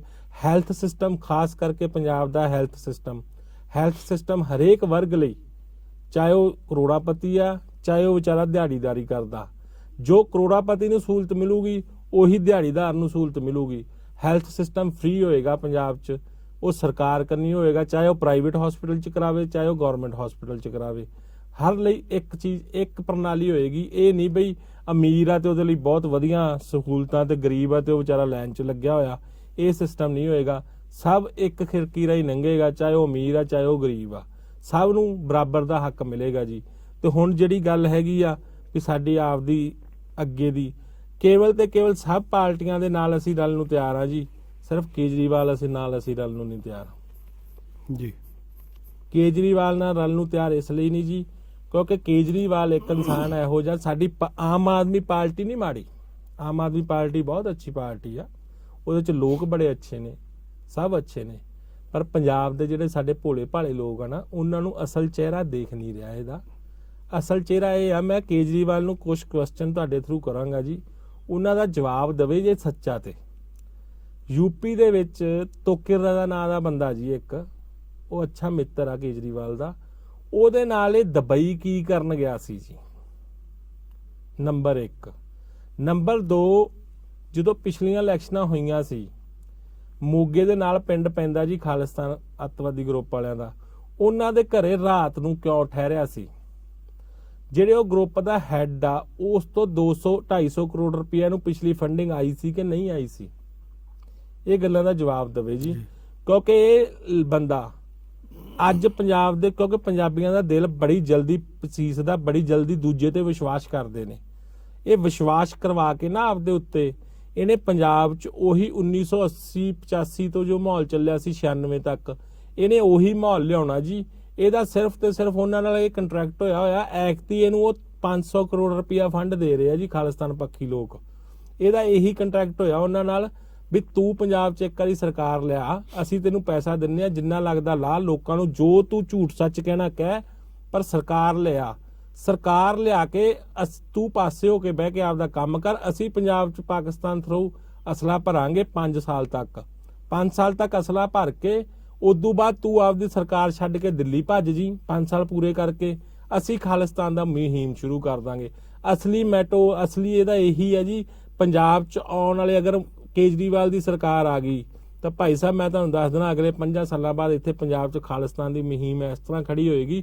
ਪਹਿਲਾਂ ਤਾਂ ਸਾਡੇ ਬਜ਼ੁਰਗਾਂ ਨੇ ਆਪਦੀਆਂ ਸ਼ਹਾਦਤਾਂ ਦੇ ਕੇ ਠੀਕ ਰੋਕ ਲਈ, ਹੁਣ ਰੁਕਣੀ ਨਹੀਂ, ਕਿਉਂਕਿ ਘਰ ਘਰ ਦੇ ਵਿੱਚ ਅਸਲਾ ਭਰਵਾ ਦੂਗਾ ਖਾਲਿਸਤਾਨ ਨਾਲ ਰਲ ਕੇ। ਇਸ ਲਈ ਭਰਾਵੋ ਮੇਰੀ ਤੁਹਾਡੇ ਨਾਲ ਹੱਥ ਜੋੜ ਕੇ ਬੇਨਤੀ ਆ, ਚਾਹੇ ਕਾਲੀ ਲੈ ਆਓ, ਚਾਹੇ ਕਾਂਗਰਸੀ ਲੈ ਆਓ, ਚਾਹੇ ਬੀਜੇਪੀ ਲੈ ਆਓ, ਕਿਸੇ ਨੂੰ ਲੈ ਆਓ, ਪਰ ਇਹਨੂੰ ਨਾ ਵੋਟ ਪਾਇਓ ਜੇ ਆਪਣੀ ਬੱਚਿਆਂ ਦੀ ਜਾਨ ਬਚਾਉਣੀ ਹੈ ਤੇ ਆਪਣੀ ਜਾਨ ਬਚਾਉਣੀ ਆ। ਕਿਉਂਕਿ ਇਹ ਬੰਦਾ ਤੁਹਾਨੂੰ ਨਹੀਂ ਪਤਾ, ਇਹ ਬੰਦਾ ਜਿੰਨਾ ਬੰਦਾ ਇਹ ਮਾੜਾ ਨਾ, ਕੱਲਾ ਕੇਜਰੀਵਾਲ, ਹੋਰ ਕੋਈ ਵੀ ਨਹੀਂ। ਇਹ ਹੁਣ ਤੱਕ ਆਪਣੇ ਮੁੱਖ ਮੰਤਰੀ ਚਿਹਰੇ ਦਾ ਅਨਾਉਂਸ ਕਿਉਂ ਨਹੀਂ ਕੀਤਾ ਜੀ ਇਹਨੇ? ਕਿਉਂਕਿ ਇਹਦੇ 'ਚ ਇਹੀ ਆ ਵੀ ਮੁੱਖ ਮੰਤਰੀ ਆਪ ਬਣਨਾ ਇਹਨੇ। ਜੇ ਸੱਚਾ ਇਹ ਦਿਲੋਂ ਆ ਜੀ, ਚੰਡੀਗੜ੍ਹ 'ਚ ਆਉਂਦਾ ਆਪਦੇ ਕਾਉਂਸਲਰਾਂ ਨੂੰ ਤਾਂ ਸਹੁੰ ਖਵਾ ਜਾਂਦਾ, ਆਪ ਉੱਥੇ ਕਹਿ ਕੇ ਜਾਂਦਾ ਵੀ ਹੁਣ ਅਸੀਂ ਅਗਲੀ ਵਾਰੀ ਉਦੋਂ ਮਿਲਾਂਗੇ ਜੀ ਜਦੋਂ ਸਹੁੰ ਚੱਕ ਸਮਾਗਮ ਹੋਏਗਾ। ਕਿਉਂ ਕਹਿ ਕੇ ਜਾਂਦਾ? ਇਸੇ ਲਈ ਵੀ ਸਹੁੰ ਮੈਂ ਚੱਕੂੰਗਾ। ਜੇ ਸੱਚਾ ਤੇਨੇ ਆਪ ਸਹੁੰ ਖਾਵੇ ਮੀਡੀਆ ਦੇ ਵਿੱਚ ਆ ਕੇ, ਜਿਵੇਂ ਉਹਦੇ ਸਾਰਿਆਂ ਨੂੰ ਮੀਡੀਆ ਦੇ ਸਾਹਮਣੇ ਪੜ੍ਹ ਕੇ ਸੁਣਾ ਕੇ ਸਹੁੰ ਖਵਾ ਰਿਹਾ ਸੀ, ਆਪ ਸਹੁੰ ਖਾਵੇ ਮੀਡੀਆ ਦੇ ਵਿੱਚ ਆ ਕੇ ਵੀ ਮੈਂ ਸਹੁੰ ਖਾਨਾ ਜੀ ਜੇ ਸਾਡੀ ਸਰਕਾਰ ਵੀ ਬਣ ਗਈ ਮੈਂ ਮੁੱਖ ਮੰਤਰੀ ਨਹੀਂ ਬਣੂੰਗਾ। ਫੇਰ ਤਾਂ ਅਸੀਂ ਮੰਨਾਂਗੇ ਵੀ ਠੀਕ ਆ। ਜਦ ਤੱਕ ਇਹ ਸਹੁੰ ਨਹੀਂ ਖਾਂਦਾ ਉਨੀ ਦੇਰ ਤੱਕ ਭਰਾਵੋ ਇਹਨੂੰ ਕੋਈ ਨਾ ਵੋਟ ਪਾਇਓ, ਤੇ ਜੇ ਹੋ ਗਿਆ ਤੇ ਫਿਰ ਕੱਲ ਨੂੰ ਮੈਨੂੰ ਨਾ ਕਹਿਓ ਜੀ। ਤੁਸੀਂ ਪੰਜਾਬ ਦੇ ਲੋਕਾਂ ਨੂੰ ਕੀ ਅਪੀਲ ਕਰਨਾ ਚਾਹੁੰਦੇ ਹੋ ਜਾਂ ਕੀ ਉਹਨਾਂ ਨੂੰ ਬੇਨਤੀ ਕਰਨੀ ਚਾਹੁੰਦੇ ਹੋ ਕਿ ਤੁਹਾਨੂੰ ਵੋਟਾਂ ਉਹ ਕਿਉਂ ਪਾਉਣ? ਸਾਡਾ ਤਾਂ ਜੀ ਅੱਜ ਤੱਕ ਵੋਟਾਂ ਪਾਉਣੀਆਂ ਸਾਡੇ ਯੂਥ ਨੇ ਜੀ। ਬਜ਼ੁਰਗਾਂ ਨੂੰ ਤਾਂ ਜਿਹਨੂੰ ਮਰਜ਼ੀ ਪੁੱਛੋ, ਸਭ ਬਜ਼ੁਰਗਾਂ ਨੂੰ ਪਤਾ ਵੀ ਦਰਸ਼ਨ ਸਿੰਘ ਫੇਰੂਮਾਨ ਨੇ ਕੀ ਪੰਜਾਬ ਲਈ ਕੀਤਾ ਤੇ ਕੀ ਨਹੀਂ ਕੀਤਾ, ਸਭ ਬਜ਼ੁਰਗ ਦੱਸ ਦੇਣਗੇ। ਯੂਥ ਨੂੰ ਨਹੀਂ ਪਤਾ, ਯੂਥ ਗੂਗਲ ਤੇ ਜਾ ਕੇ ਸਰਚ ਕਰ ਲੇ ਜੀ ਵੀ ਸ਼ਹੀਦ ਦਰਸ਼ਨ ਸਿੰਘ ਫੇਰੂਮਾਨ ਨੇ ਪੰਜਾਬ ਲਈ ਕੀ ਕੀਤਾ ਸੀ। ਯੂਥ ਨੂੰ ਵੀ ਪਤਾ ਲੱਗ ਜੂਗਾ ਗੂਗਲ ਤੇ ਸਰਚ ਮਾਰ ਕੇ ਦਰਸ਼ਨ ਸਿੰਘ ਫੇਰੂਮਾਨ ਜੀ ਦੇ ਨਾਂ ਤੇ। ਸਿਰਫ ਅਸੀਂ ਦਰਸ਼ਨ ਸਿੰਘ ਫੇਰੂਮਾਨ ਜੀ ਦੇ ਜੋ ਸੁਪਨੇ ਆ ਅਸੀਂ ਉਹ ਪੂਰੇ ਕਰਨੇ ਆ ਜੀ। ਅਸੀਂ ਪੰਜਾਬ ਦੇ ਹਰ ਘਰ ਨੂੰ ਖੁਸ਼ਹਾਲ ਕਰਨਾ, ਹਰ ਘਰ 'ਚ ਰੋਜ਼ਗਾਰ ਪੈਦਾ ਕਰਨਾ, ਤੇ ਹਰ ਘਰ ਦੇ ਉੱਤੇ ਜੋ ਅੱਜ 2-2 ਲੱਖ ਰੁਪਏ 2.5 ਲੱਖ ਰੁਪਏ ਦਾ ਕਰਜ਼ਾ ਚੜਿਆ ਹੋਇਆ ਅਸੀਂ ਉਹ ਲਾਉਣਾਗਾ, ਤੇ ਹਰ ਪੰਜਾਬ ਦੇ ਜੋ ਵੀ ਜਿੰਨੀ ਵੀ ਨੌਜਵਾਨੀ ਆ ਉਹਨੂੰ ਰੋਜ਼ਗਾਰ ਮੁਹੱਈਆ ਕਰਾਉਣਾ। ਪੰਜਾਬ ਦੇ ਵਿੱਚੋਂ ਅਸੀਂ ਨਸ਼ਾ ਖਤਮ ਕਰਨਾ। ਅੱਜ ਮੈਂ ਤੁਹਾਡੇ ਇਸ ਚੈਨਲ ਤੇ ਬੈਠਾ ਇਹ ਘੋਸ਼ਣਾ ਕਰੂੰਗਾ ਜੀ, ਅਸੀਂ ਜੇ ਸਾਡੀ ਸਰਕਾਰ ਆਉਂਦੀ ਆ ਜੀ ਤੇ ਅਸੀਂ ਪੰਜਾਬ ਦੇ ਵਿੱਚ ਜੋ ਕੈਪਟਨ ਅਮਰਿੰਦਰ ਸਿੰਘ ਨੇ ਵੀ ਕੋਸ਼ਿਸ਼ ਕੀਤੀ ਸੀ, ਪਰ ਅਸੀਂ ਸਰਕਾਰ ਆਉਂਦੀ ਹੈ ਤੇ ਅਸੀਂ ਪੰਜਾਬ ਦੇ ਵਿੱਚ ਫੀਮ ਦੀ ਖੇਤੀ ਦੀ ਮਨਜ਼ੂਰੀ ਦੇਵਾਂਗੇ ਜੀ। 8 ਜ਼ਿਲ੍ਹਿਆਂ ਦੇ ਵਿੱਚ ਜਿਹੜੀਆਂ ਚੰਡੀਗੜ੍ਹ ਦੇ ਨਾਲ ਲੱਗਮੀਆਂ ਪਹਾੜੀਆਂ ਇਹ ਸਾਰੀਆਂ ਜੀ, ਉਸ ਤੋਂ ਬਾਅਦ ਪਠਾਨਕੋਟ ਤੱਕ ਸਾਰਾ ਜੀ, ਫਿਰ ਇਧਰੋਂ ਸਰਦੂਲਗੜ੍ਹ ਤੋਂ ਸ਼ੁਰੂ ਹੋ ਕੇ ਫਿਰੋਜ਼ਪੁਰ ਦੇ ਨਾਲ ਨਾਲ ਲੱਗਮੇ ਜਿੰਨੇ ਜ਼ਿਲ੍ਹੇ ਪੈਂਦੇ ਆ ਸਾਰੇ ਜ਼ਿਲ੍ਹਿਆਂ ਦੇ ਵਿੱਚ ਅਸੀਂ ਫੀਮ ਦੀ ਖੇਤੀ ਦੀ ਮਨਜ਼ੂਰੀ ਦੇਵਾਂਗੇ। ਫੀਮ ਦੀ ਖੇਤੀ ਨਾਲ ਇੱਕ ਤਾਂ ਸਾਡਾ ਜੋ ਬੱਚਾ ਅੱਜ ਸਿੰਥੈਟਿਕ ਨਸ਼ੇ ਦੇ ਵਿੱਚ ਤੇ ਮੈਡੀਸਨ ਨਸ਼ੇ ਦੇ ਵਿੱਚ ਤੇ ਹੀਰੋਇਨ ਕੋਕਿੰਗ ਦੇ ਵਿੱਚ ਫਸਦਾ ਜਾ ਰਿਹਾ, ਉਹਦੇ ਤੋਂ ਬਚੂਗਾ। ਦੂਜਾ, ਸਾਡੇ ਕਿਸਾਨ ਦੀ ਪੈਦਾਵਾਰ ਵਧੇਗੀ। ਠੀਕ, ਅਸੀਂ ਤਾਂ ਪੰਜਾਬ ਦੇ ਨੌਜਵਾਨੀ ਨੂੰ ਤੇ ਪੰਜਾਬ ਦੇ ਜੋ ਲੋਕ ਆ ਉਹਨਾਂ ਦੀ ਸੇਵਾ ਕਰਨੀ ਹੈ ਜੀ। ਸਾਨੂੰ ਕੋਈ ਹੋਰ ਮਤਲਬ ਨਹੀਂਗਾ। ਜਿੱਦੇ ਅਸੀਂ ਇਹ ਸੇਵਾ ਪੂਰੀ ਕਰਤੀ, ਅਸੀਂ ਦੂਜੇ ਦਿਨ ਹੀ ਪਾਸੇ ਹੋ ਜਾਾਂਗੇ। ਤੇ ਜੇ ਨਾ ਕਰ ਸਕੇ ਤੇ ਸਾਨੂੰ ਪੰਜਾਬ 'ਚ ਇੱਕ ਬੰਦਾ ਉੱਠ ਕੇ ਕਹਿ ਦੇ ਵੀ ਹਾਂਜੀ ਤੁਸੀਂ ਮੇਰੀ ਆਹ ਕੰਮ ਸੀ, ਮੇਰਾ ਆਹ ਕੰਮ ਹੋਇਆ ਨਹੀਂ, ਨੈਤਿਕਤਾ ਦੇ ਆਧਾਰ ਤੇ ਪਹਿਲੇ ਦਿਨ ਹੀ ਅਸਤੀਫਾ ਦੇ ਦਾਂਗੇ ਜੀ। ਅਸੀਂ ਰਾਜਨੀਤੀ ਨਹੀਂ ਕਰਨੀ, ਅਸੀਂ ਸੇਵਾ ਕਰਨੀ ਆ। ਤੇ ਸੇਵਾ ਲਈ ਸਾਨੂੰ ਇੱਕ ਮੌਕਾ ਜ਼ਰੂਰ ਦਿਓ ਜੀ। ਮੈਂ ਤਾਂ ਇੰਨੀ ਬੇਨਤੀ ਕਰੂੰਗਾ। ਜੇ ਨਹੀਂ ਤਾਂ ਤੁਸੀਂ ਜਦੋਂ ਕਹੋਗੇ ਅਸੀਂ ਪਾਸੇ ਹੋਵਾਂਗੇ ਜੀ। ਦੂਜੀਆਂ ਲੀਡਰਾਂ ਵਾਂਗੂ ਨਹੀਂ, ਪਹਿਲਾਂ ਤਾਂ ਕਾ ਕੇ ਸੌਂਹਾਂ ਫੇਰ ਕਰਦੇ ਤੇ ਬਾਅਦ 'ਚ ਉਸੇ ਕੁਰਸੀਆਂ ਤੇ ਜੰਮ ਕੇ ਬਹਿ ਜਾਂਦੇ ਆ। ਉਹਨਾਂ ਵਾਂਗੂ ਨਹੀਂ ਜੀ। ਅਸੀਂ ਸੇਵਾ ਦੇ ਲਈ ਕਰਾਂਗੇ ਤੇ ਸੇਵਾ ਕਰਕੇ ਦਿਖਾਵਾਂਗੇ। ਪੰਜਾਬ 'ਚ ਇੱਕ ਘਰ ਦੇ ਉੱਤੇ ਕਰਜ਼ਾ ਨਹੀਂ ਰਹਿਣ ਦੇਵਾਂਗੇ ਤੇ ਇੱਕ ਘਰ 'ਚ ਅਸੀਂ ਕੋਈ ਬੇਰੁਜ਼ਗਾਰ ਨਹੀਂ ਰਹਿਣ ਦੇਵਾਂਗੇ। ਹਰ ਘਰ ਦੇ ਵਿੱਚ ਰੋਜ਼ਗਾਰ ਹੋਊਗਾ, ਸੁੱਖ ਦੀ ਰੋਟੀ ਖਾਊਗਾ ਤੇ ਆਰਾਮ ਦੀ ਨੀਂਦ ਸੌਂਗਾ ਜੀ। ਧੰਨਵਾਦ ਜੀ। ਇਹ ਸਨ ਦਰਸ਼ਨ ਸਿੰਘ ਫੇਰੂਮਾਨ, ਅਕਾਲੀ ਦਲ ਦੇ ਮੁਖੀ ਮਹੰਤ ਜਸਵੀਰ ਦਾਸ ਸਿੰਘ ਜੀ। ਅਸੀਂ ਬਹੁਤ ਜਲਦੀ ਇੱਕ ਨਵੇਂ ਚੈਨਲ ਨਾਲ ਹਾਜ਼ਰ ਹੋਵਾਂਗੇ। ਤਦ ਲਈ ਧੰਨਵਾਦ। ਸਤਿ ਸ਼੍ਰੀ ਅਕਾਲ।